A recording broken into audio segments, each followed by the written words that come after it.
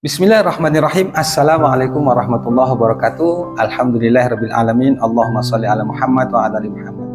Apa kabar teman-teman semuanya? Bertemu lagi dengan saya di channel Mahkota Hati. Seperti biasa sebelum kita materi, saya doakan buat sahabat-sahabat semuanya dimanapun kalian berada, saya doakan semoga hidupnya barokah, berlimpah kaya, hutang dilunaskan. Jangan lupa bersyukur ya. Jangan lupa bersyukur. Insya Allah ketika kita bersyukur maka Allah akan terus menambah nikmat-nikmat itu, termasuk rezeki. Baik teman-teman semuanya, di video kali ini itu saya ingin menceritakan salah satu yang WA ke saya nih ya. Kalau dibilang testimoni ya monggo lah. Saya bilang sih ya testimoni aja deh biar mudahnya. Tapi sebelum itu saya lupa, sambil nonton video ini tuliskan doa terbaik Anda ya di kolom komentar. Tuliskan. Insya Allah ketika video ini banyak ditonton orang dan diaminkan, insya Allah doa Anda akan dijabah oleh Allah Subhanahu Wa Taala. Nah di video kali ini tuh saya ingin salah satu, saya lupa screenshotnya aja, tapi karena saking banyaknya yang WA ke saya, jadi kadang-kadang saya nggak males screenshot, apalagi yang kirim testimoni ke saya itu kan banyak, tapi saya nggak bahas di sini lah gitu. Karena teman-teman pasti tahu lah, saya itu jarang bahas-bahas testimoni. Kalau mau ingin tahu testimoni ya udah japri aja saya, insya Allah saya tunjukin tuh banyak. Nah di video kali ini tuh saya ingin cerita yang ini bisa jadi pelajaran tentang keyakinan dan melepaskan masalah sama Allah, termasuk masalah hutang. Ada satu ibu-ibu, saya nggak tanya namanya siapa, dari mana tuh ya, saya lupa, dari Jawa atau dari mana gitu. Pokoknya ada deh, saya lupa itu. Dia tuh selalu mengikuti channel YouTube saya, selalu dia dengarkan, dan sebenarnya beliau tuh berminat ikut kelas online, tapi karena memang rezekinya belum ada, ya nggak apa-apa. Dan saya juga nggak paksain yang mau ikut kelas online, monggo. Kalau nggak juga nggak apa-apa, boleh lihat di channel YouTube saya, nggak ada masalah. Cuman kalau detailnya itu ya di kelas online. Nah beliau tuh selalu beberapa kali WA ke saya tuh minta doanya tuh begini, Pak Ustadz, setiap pagi tuh, nggak tentu, kadang pagi, kadang malam, kadang sore, nggak tentu. Dia selalu WA ke saya tuh, Pak Ustadz doain saya ya, mudah-mudahan hari ini saya dapat rezeki supaya saya bisa bayar utang. Doanya ganti-ganti, Pak Ustadz tolong doain saya ya, hari ini saya akan menghadapi penagih hutang. Pokoknya banyak begitu. Saya selalu jawab itu amin, insya Allah baik-baik aja, insya Allah barokah, semangat ya, jangan takut ya, ada Allah. Saya selalu jawab itu begitu. Saya lupa ibu siapa, ibu atau bapak gitu, karena nggak saya simpen namanya ya.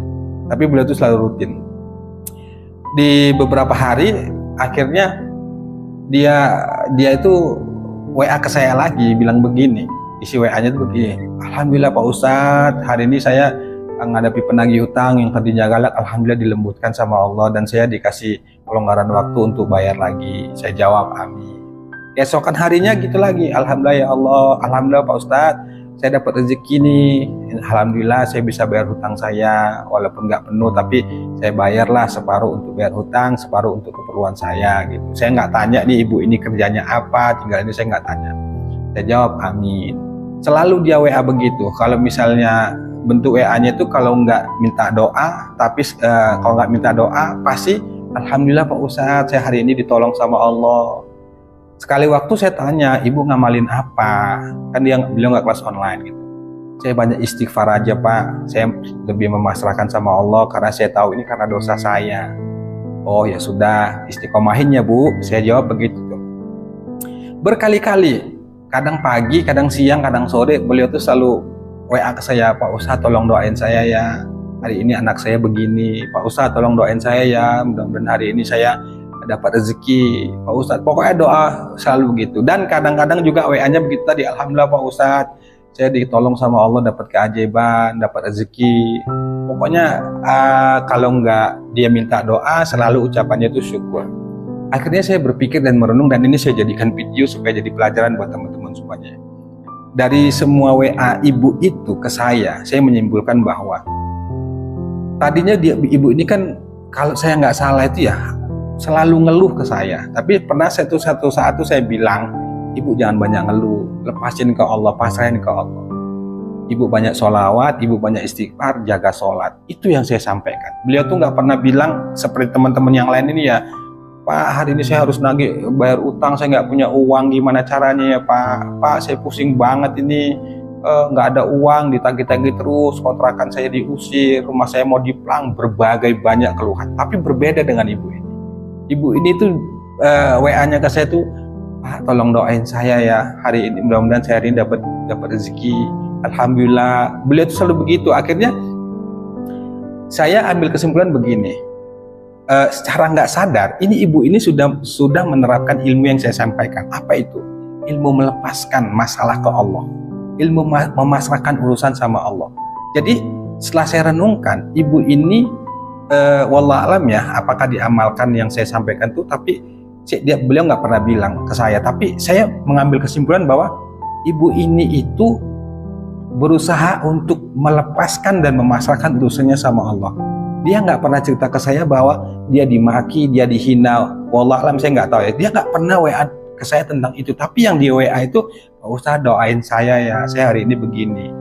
Terus selanjutnya, alhamdulillah Pak Ustadz, saya selalu dapat pertolongan sama Allah.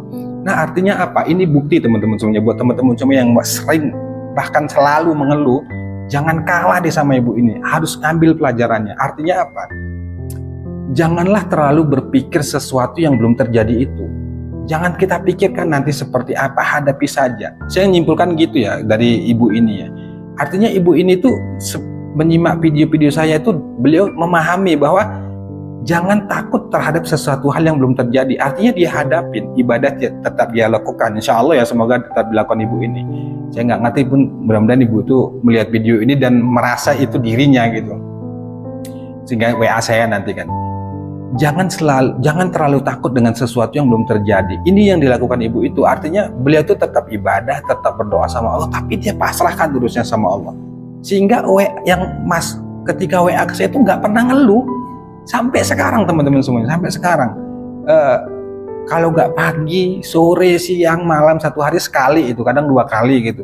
Dan selalu juga bukan jawabannya, WA ke saya itu alhamdulillah selalu ditolong sama Allah. Dan sebenarnya itu keajaiban loh, keajaiban teman-teman semuanya. Nah hikmahnya atau yang mau saya sampaikan itu adalah belajarlah untuk melepaskan masalah Anda. Kalaupun Anda ketakutan dengan sesuatu hal yang belum terjadi, misal nih besok bayar utang, Anda tahu nih orangnya galak dan Anda nggak punya uang dan Anda nggak bisa bayar, cobalah jangan terus berpikir Anda ketakutan. Coba ke Allah dulu, doa dulu ke Allah, istighfar dulu, sholawat dulu, pokoknya mohon dulu ke Allah, habis itu dipasrahkan ke Allah, lepasin ke Allah, lihat deh apa yang terjadi hasilnya. Saya yakin ya, mudah-mudahan insya Allah saya tetap baik sangka sama ibu itu, karena saya kasih amalan itu cuman ibu banyak istighfar, banyak sholawat, jaga sholat ya. Saya cuma bilang begitu ke ibu itu di WA itu kan. Ya mudah-mudahan insya Allah beliau amalkan tuh, alhamdulillah pertolongan Allah selalu datang. Walaupun hutangnya belum lunas, tapi selalu ditolong sama Allah. Itu buktinya WA-nya ke saya, alhamdulillah Pak Ustadz, saya ditolong Allah hari ini, dapat keajaiban, dapat rezeki, ada tadi yang membantu. Alhamdulillah Pak Ustadz, orang yang nagih nggak galak, saya dikasih kelonggaran. Alhamdulillah Pak Ustadz, saya ada pekerjaan untuk membantu orang. Pokoknya selalu pertolongan Allah itu datang. Nah sebenarnya itu bukti ya bahwa nggak harus banyak amalan, yang penting kita ikhlas, ridho, memahami bahwa itu karena salah dan dosa kita minta ampun sama Allah. Allah akan tunjukkan jalan, Allah akan kasih pertolongan, yang pertolongan itu dengan cara nggak terduga-duga. Itu salah satu contoh ibu itu gitu. Yang WA ini ke saya ini kan banyak ya teman-teman, tiap hari tuh banyak deh, 50 lebih. Tapi insya Allah alhamdulillah tetap saya balas, walaupun kadang-kadang waktunya itu agak lama ya, tapi saya usahakan tetap saya balas. Nah itu yang bisa dijadikan pelajaran buat kita semuanya, buat teman-teman semuanya. Artinya lepaskan masalah ke Allah, meski berat ya sudah hadapin, karena mau nggak mau kita itu mau protes gimana. Kalau hari ini ketentuannya kita harus dimarahin sama penagih hutang dan kita nggak bisa bayar hutang, ya kita harus terima itu, harus ridho, harus sabar. Alhamdulillah tuh insya Allah pertolongan Allah datang.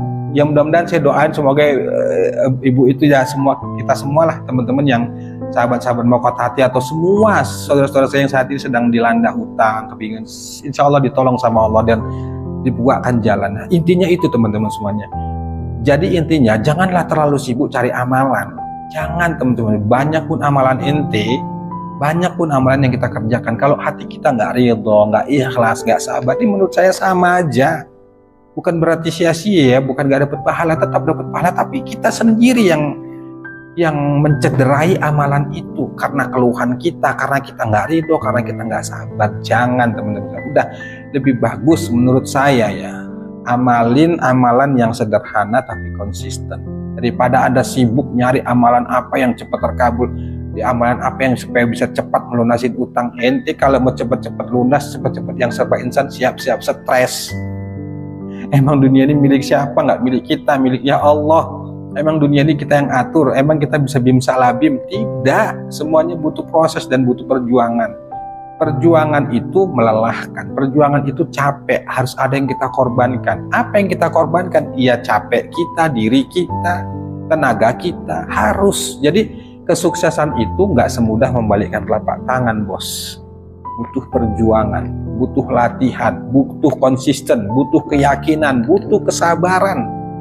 Termasuk kalau ente semua pada berjuang untuk melunasi utang, harus punya mental seperti itu. Nah, jadi saya sampaikan sekali lagi buat teman-teman semua, udah deh, kalau mau WA ke saya ya monggo. Lebih bagus tuh doa WA-nya tuh kata-katanya seperti ibu itu tadi, contoh tuh, Pak Ustadz doain saya ya. Ya insya Allah deh, nggak saya sebutin, insya Allah tiap malam tuh saya doain semuanya. Gak usah tuh di awal video saya bilang kan, saya doain hidupnya barokah berlimpah.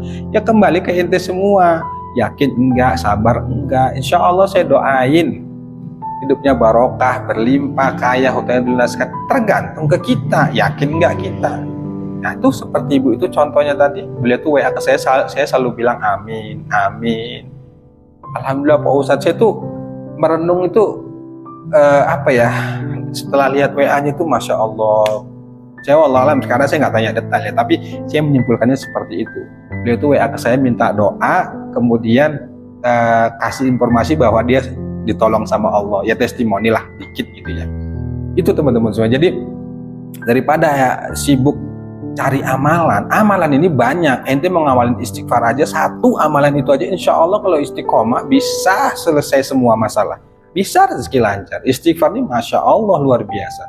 Apalagi kalau kita bisa mengamalkan semuanya, istighfar, sholawat, tahajud gitu ya, duha, baca Quran, itu kalau kita bisa amalkan rutin lebih powerful lagi. Cuma ketika kita sudah mengamalkan, kok sepertinya nggak ada perubahan, ente nggak sabar, ente maunya terburu-buru, ente maunya itu sesuai dengan keinginan. Nggak bisa bos, itu namanya beribadah sesuai dengan nafsu kita, sesuai ego kita. Nah itulah yang membuat diri ente itu stres, membuat diri kita tuh oleng gitu bahasa saya. Harusnya ya sudah amalkan saja, hadapi saja kenyataan hidup itu ya, apapun yang terjadi. Toh hidup ini juga ada yang ngatur, toh hidup ini juga Allah yang menggenggam. Kita bisa apa? Kita nggak bisa berbuat apa-apa guys, nggak bisa. Jadi itu teman-teman semuanya, terus belajar sama-sama kita ya. Bukan berarti saya bicara begini udah sabar, udah ikhlas, enggak. Saya juga tetap manusia biasa, saya juga tetap belajar, baca buku, belajar pasrah, belajar ridho, selamanya belajar nerima. Bukan so hebat, saya nggak ada yang hebat di dunia ini. Yang hebat itu hanya Allah Subhanahu Wa Taala. Jadi gitu ya teman-teman semuanya, tetap semangat, yakin kita punya Allah. Kuatkan ibadah, perbaikin ibadah, lakukan yang terbaik, jangan nyakitin orang gitu ya, jangan dendam, ikhlas, beribadahlah dengan ketulusan hati, jangan ikutin nafsu kita, mau kita begini, jangan, udah lepasin aja ke Allah. Karena tugas kita itu memang hanya sebatas ikhtiar, berdoa, selebihnya itu urusan Allah. Wallahu a'lam bishawab. Wassalamualaikum warahmatullahi wabarakatuh.